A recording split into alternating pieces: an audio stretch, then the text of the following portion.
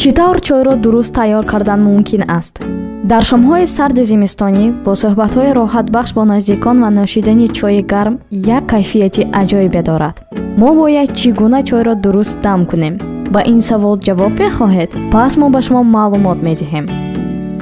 ба шумо лозим аст чойники электрикӣ, френч пресс, оби нӯшокӣ, шакар, чойи хушк ва як қошуқча. дар аввал обро ҷӯшонед.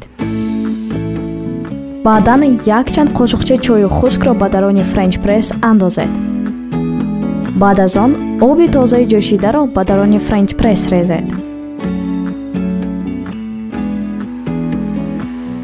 пас як қошуқча шакар илова намоед то ин ки чой хушбӯйтар шавад. чойро бо қошуқча омехта кунед. зарфро бо сарпӯшаш пӯшед, аммо поршен бояд дар нимаи болоии френч пресс бошад. бигзор нӯшокӣ то 3-5 дақиқа дам гирад. поршенро ба қаъри колба оҳиста раҳо намоед. нӯшокии филтршуда барои нӯшидан омода аст.